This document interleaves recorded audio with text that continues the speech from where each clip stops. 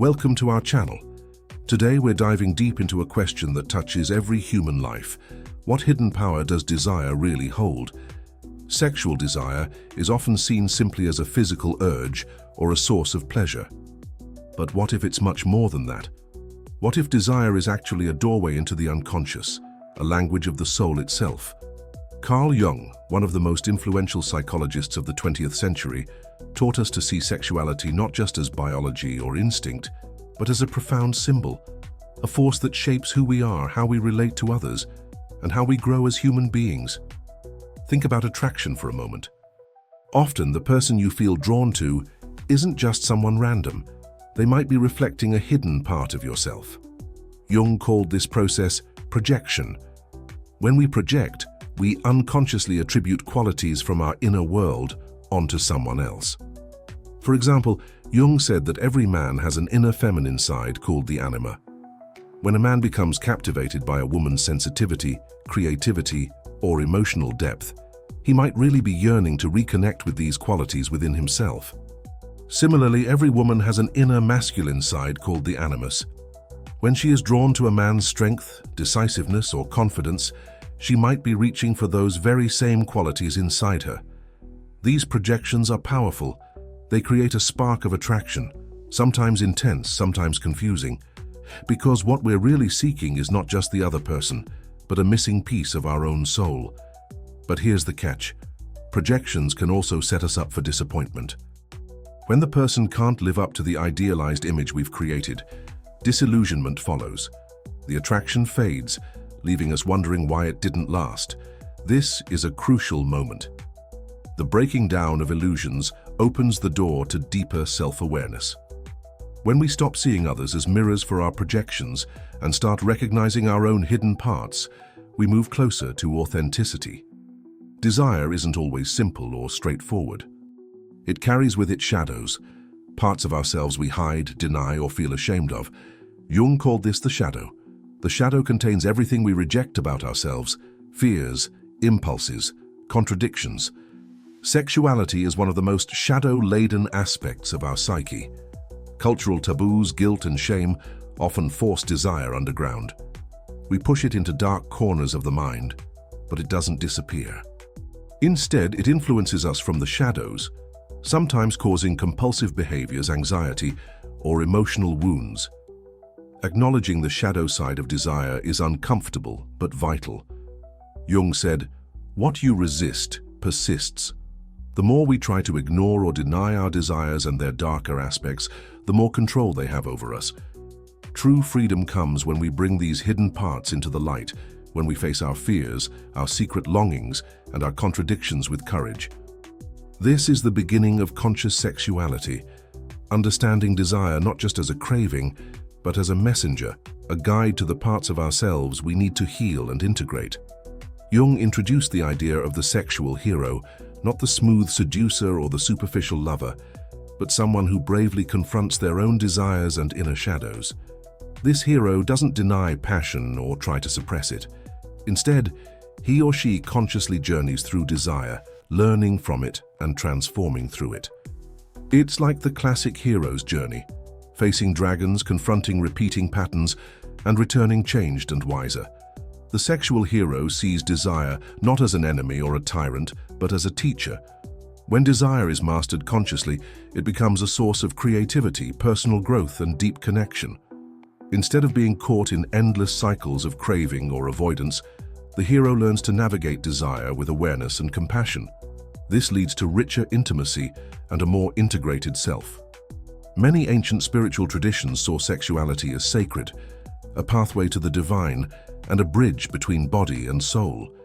Jung resonated with this idea through his concept of libido, not just sexual drive, but psychic energy that fuels creativity, inspiration, and transformation. When unconscious, sexual energy can lead to addiction, emptiness, or destructive behaviors. But when consciously embraced and channeled, it becomes a powerful force for art, healing, and spiritual growth. Artists, writers, and healers often tap into this energy, transforming raw desire into meaningful expression. Desire, in this sense, is not just about physical pleasure, but about soulful creation. a dance between instinct and spirit. As we work to integrate our anima, animus, shadow and desire, sexuality itself changes. It no longer revolves only around physical satisfaction, but deepens into authentic connection and mutual growth. Relationships evolve from projection and neediness toward partnership and presence. We stop searching for someone to complete or fix us. Instead, we bring our wholeness to the relationship and share it openly. This leads to deeper intimacy, more honest communication, and a richer experience of love. Sexuality becomes a path not just to pleasure, but to personal and relational transformation. Now I'd like you to pause and reflect. Are there desires in your life that keep repeating but never truly satisfy you?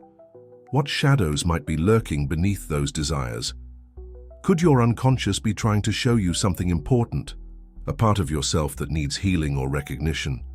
If this video resonated with you, please give it a thumbs up. It really helps more people find these deeper conversations.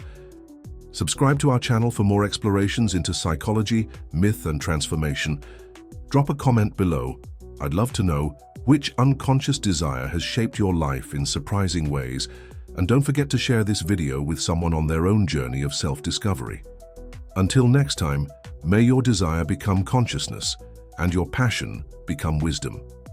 Let's dig a little deeper into how these unconscious desires influence our relationships and even our sense of self. Often we find ourselves attracted to partners who stir something inside us. Sometimes it feels like a magnetic pull. Other times it's confusion or even frustration. This isn't random. According to Jung, it's the psyche's way of pushing us to confront what we have yet to integrate. When we meet someone who awakens our anima or animus, it can be thrilling but also destabilizing. That person may seem to embody qualities we admire, but haven't fully embraced ourselves. This dynamic can create powerful bonds, but also intense challenges. Because the projection isn't really about the other person, it's about our own inner landscape calling out for attention. If ignored, these projections can lead to patterns of repeating the same mistakes in relationships, chasing idealized images, facing disappointment, and then looking for the next perfect match to fill the void. This cycle traps us in external seeking, while the real work lies inside. But here's the good news. Once we start recognizing these patterns and taking responsibility for our own projections, the nature of our relationships changes.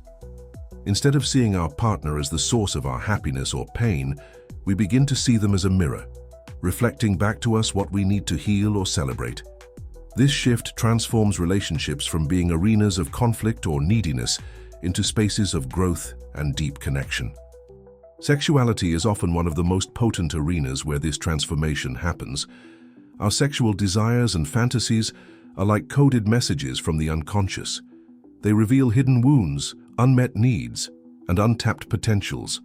For example, recurring fantasies might not just be about physical pleasure, but about reclaiming power, feeling safe, or expressing creativity.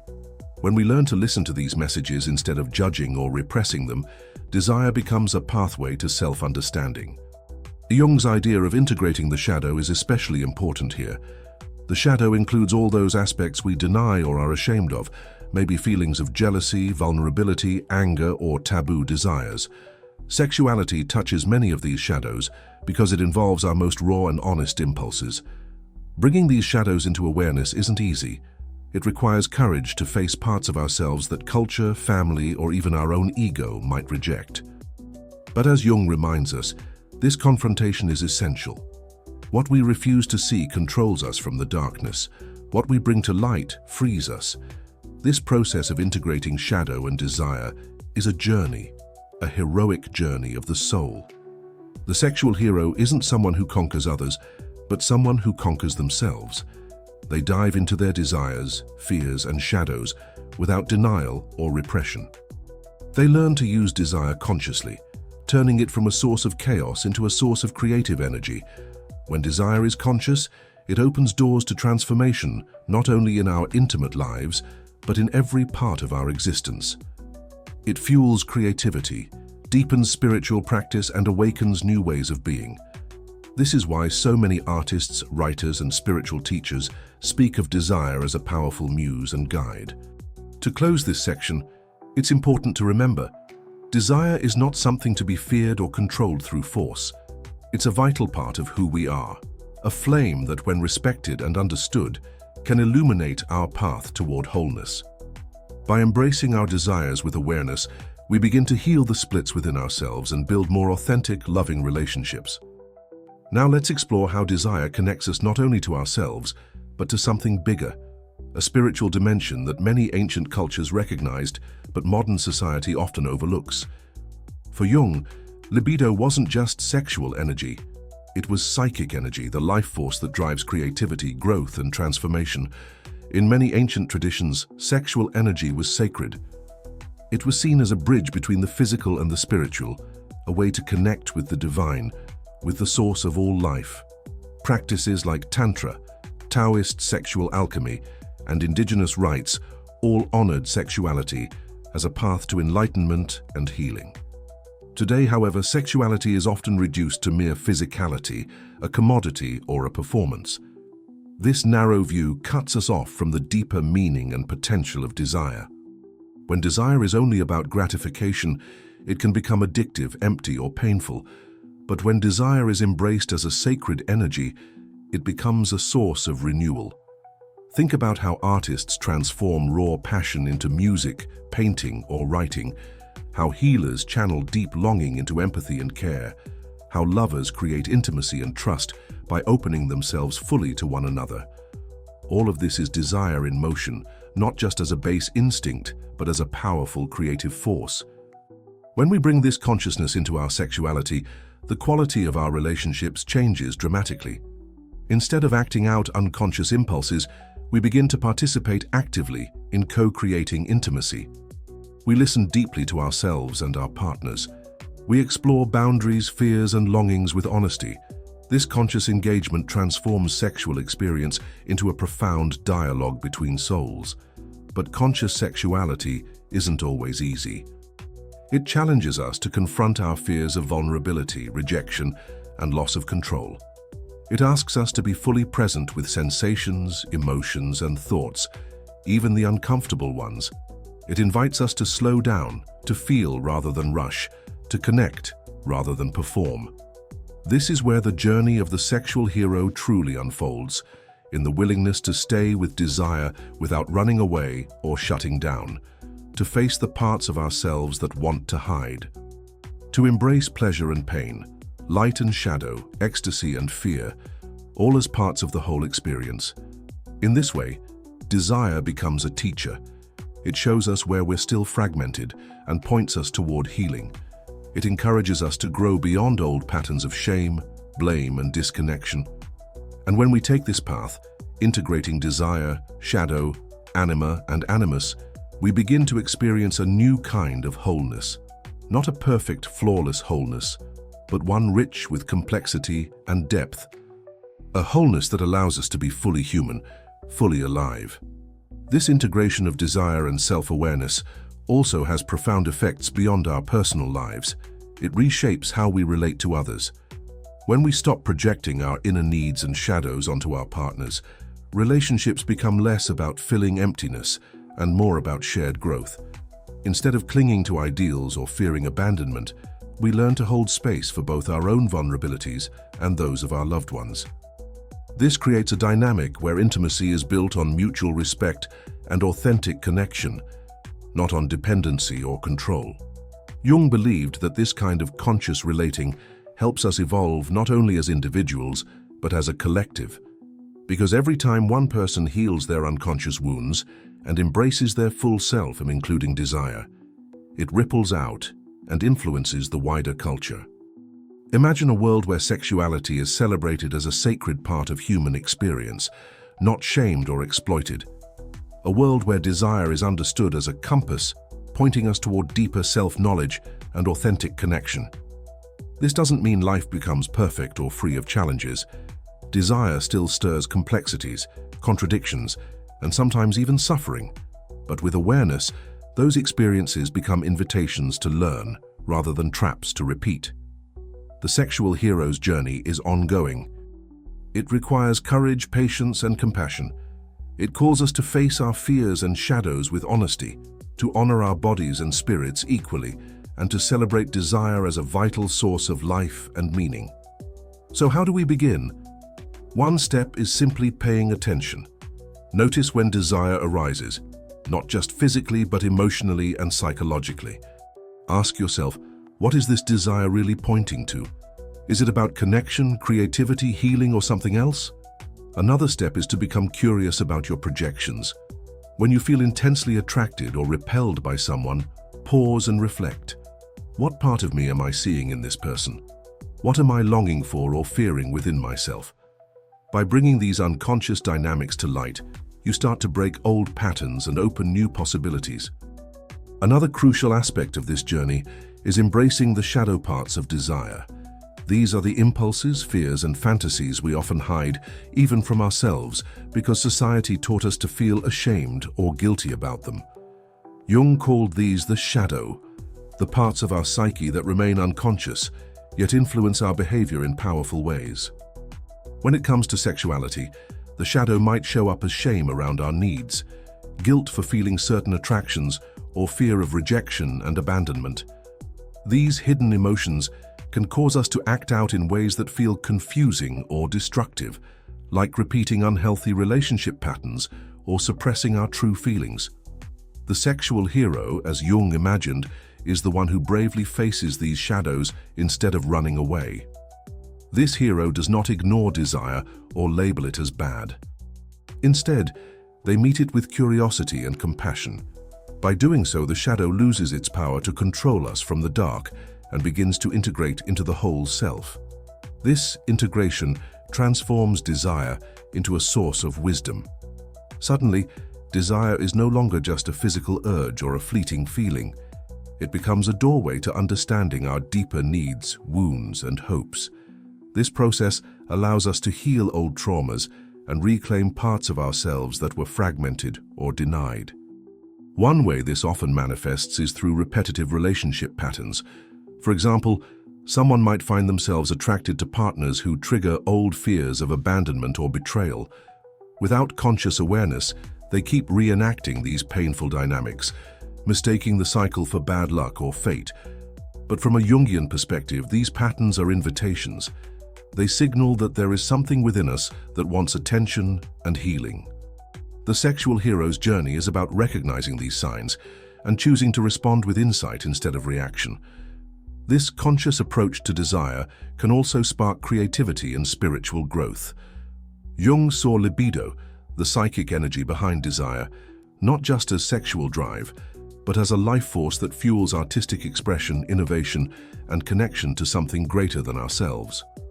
Throughout history, many cultures revered sexuality as sacred, often linking it to spiritual practices and rites of passage. When desire is channeled consciously, it can become a powerful tool for transformation, helping us connect more deeply with ourselves, others, and the world. For modern individuals, this means rethinking how we relate to our desires. Instead of seeing sexuality as something shameful or purely physical, we can begin to view it as a profound language of the soul. By listening carefully to what desire is trying to tell us, we open pathways to healing and wholeness. The journey is not easy, though. It requires ongoing self-reflection, honesty, and sometimes seeking support through therapy, community, or spiritual practices. But the rewards are immense: a richer inner life, more authentic relationships, and a deeper sense of meaning and purpose. So take a moment now to ask yourself, what desires am I afraid to acknowledge? What parts of myself have I projected onto others?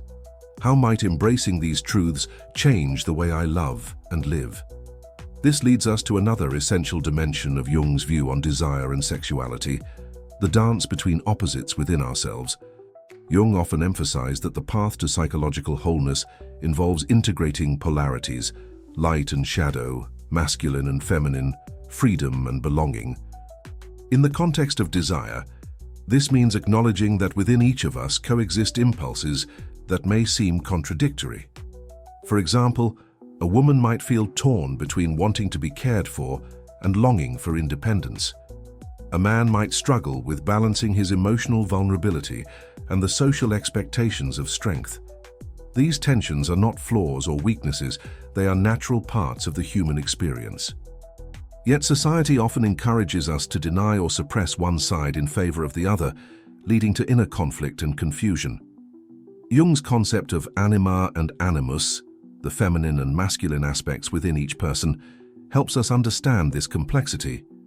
When a man projects his anima onto a woman, he might see her as an idealized figure representing qualities he wishes to develop within himself, like empathy or creativity. Similarly, when a woman projects her animus onto a man, she might be seeking the strength or decisiveness she feels is missing in her own life. The key is to move from projection to integration. Instead of expecting others to fulfill these inner needs, we can learn to recognize and cultivate them in ourselves. This shift transforms relationships from dependency or idealization into genuine partnership and growth. Such integration is often a messy and challenging process, requiring us to face parts of ourselves that are uncomfortable or unfamiliar. But it also opens the door to a richer and more authentic experience of desire, one that is not driven by unconscious urges or societal scripts, but by conscious choice and self-awareness.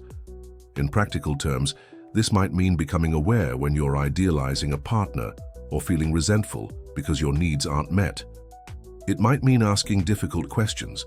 Am I seeking someone to complete me, or am I whole on my own? Am I honoring both my need for connection and my need for freedom?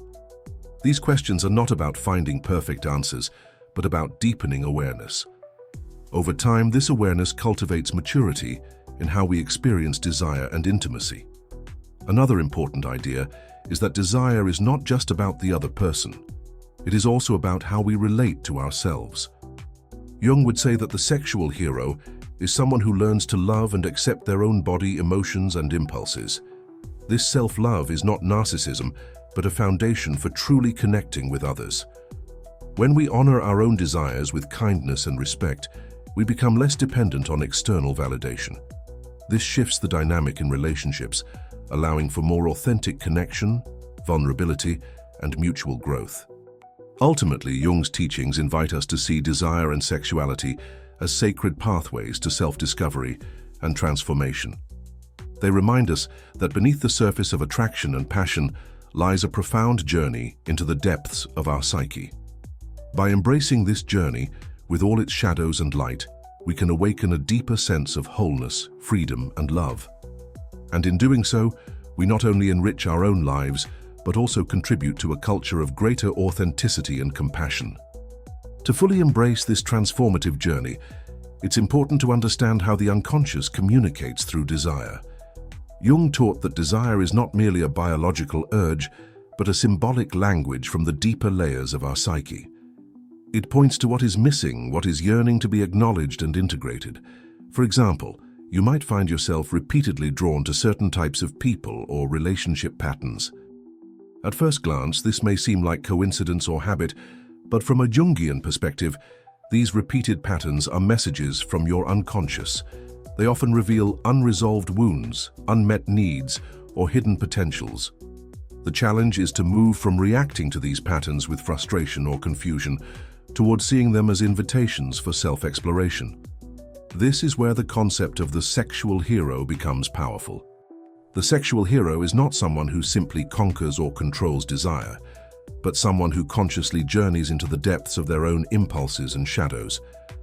This hero faces fears, shame, and vulnerabilities connected to sexuality, and through that confrontation gains insight and healing. In practice, this might involve reflecting on questions like, what fears or judgments do I hold about my own desires? Where have I felt ashamed or disconnected from my sexuality? How can I begin to listen to my desires as signals rather than commands? Such reflection is not always easy. It may bring up uncomfortable feelings or challenge long-held beliefs, but it also opens space for greater freedom and authenticity. Another aspect to consider is how culture and society shape our relationship with desire. Many cultures send conflicting messages. Desire can be celebrated as passion and creativity, but also feared or shamed as dangerous or sinful. These cultural layers add complexity to the personal journey, The unconscious absorbs these messages, often creating internal conflict or repression. Jung encouraged us to become conscious of these cultural influences and to reclaim our own relationship with desire in a way that is authentic and healing. This means questioning societal norms that don't serve us and finding new ways to express and embody sexuality that honor both our individuality and our shared humanity. In the end, the journey Jung invites us on is not about eliminating desire or control, but about transforming desire into a source of wisdom, creativity, and connection. When desire is conscious, it becomes a bridge, connecting us not only with others, but with ourselves on a deeper level. And this deeper connection is what makes intimacy truly transformative. One of the most profound shifts in understanding desire comes when we recognize its dual nature. Desire is both a source of pleasure and a gateway to personal growth.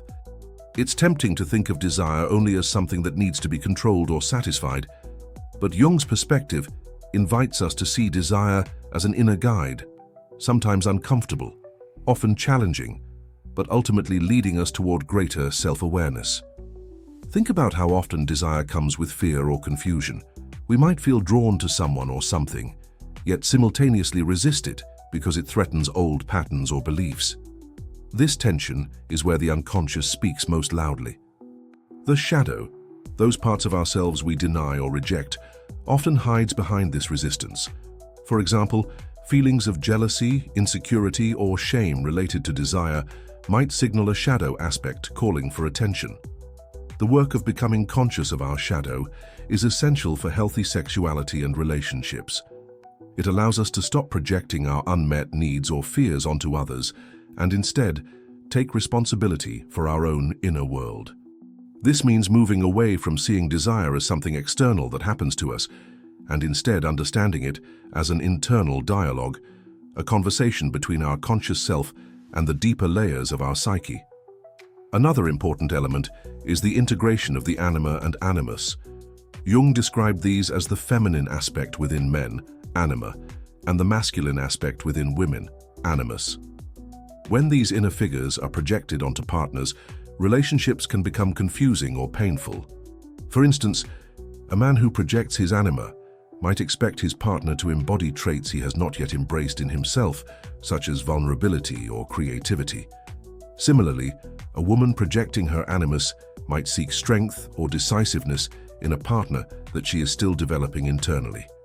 Recognizing these projections allows us to reclaim those parts within ourselves.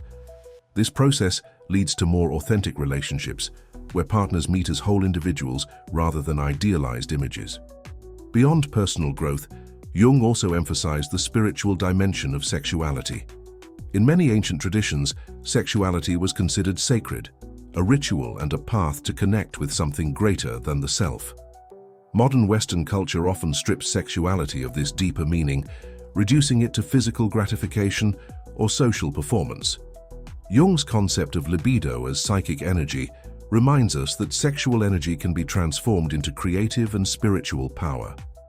Artists, healers, and mystics have long tapped into this energy to fuel their work and transcend ordinary experience. When we consciously engage with desire, we open a channel to creativity, intuition, and connection that goes beyond the physical realm. Ultimately, this conscious engagement with desire changes how we live and relate. It invites us to move from craving and neediness to presence and generosity. We stop chasing fulfillment outside ourselves and begin to cultivate wholeness within. This is the heart of the sexual hero's journey, not conquest but integration, not escape but presence, not control but conscious flow. So as you reflect on your own relationship with desire, ask yourself, where is desire inviting me to look deeper? What parts of myself are calling out to be recognized and healed? How can I become the hero of my own sexual journey, turning desire into a source of wisdom and transformation? This journey is not a straight path. There will be setbacks, confusion, and moments when old patterns pull us back into familiar but limiting ways of relating. But that's exactly where the growth happens, in the tension between the old and the new, between unconscious impulses and conscious choice. One powerful tool in this process is learning to sit with desire without rushing to act on it. Often, we mistake desire for immediate satisfaction or validation. But desire can also be an invitation to pause, reflect, and ask deeper questions. What is this desire really about? What does it want to teach me about myself? What fears or hopes does it uncover? When we respond to desire with curiosity, instead of judgment or fear, we create space for transformation. This mindful awareness allows the energy of desire to be channeled creatively rather than compulsively. Another key aspect is the understanding that desire is inherently relational. Even when it feels like a purely personal experience, desire always involves connection, with ourselves, with others, and with something larger. Jung's ideas encourage us to look beyond surface attraction to the unconscious bonds that form between people. Sometimes what we desire is less about the other person as they appear, and more about the archetypal role they play in our inner story.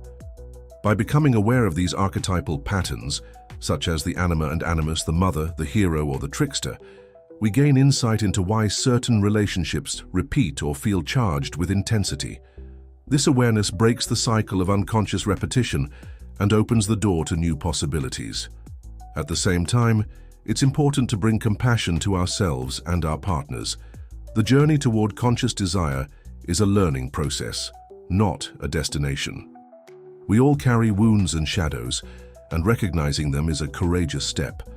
When both partners commit to this process, relationships can become profound spaces of healing and growth. They transform from arenas of conflict and projection into laboratories of connection, where authenticity and vulnerability are cultivated. In this light, sexuality is not just about pleasure or reproduction. It becomes a powerful force for personal and collective evolution, a way to experience unity and wholeness. So embracing desire consciously is not about suppressing or indulging it blindly. It's about entering into an ongoing dialogue with ourselves and others, learning to navigate the complexities of passion, fear, and intimacy with honesty and care.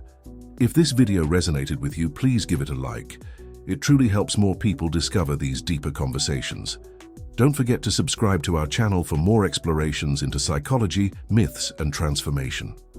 I'd love to hear your thoughts. What unconscious desire do you think has shaped your relationships or life choices in surprising ways? Share your thoughts in the comments below. Your story might inspire someone else on their journey. And if you found value here, share this video with a friend who's curious about desire, self-awareness, or personal growth. Until next time, may your desire lead you to greater awareness, and may your passion become your wisdom.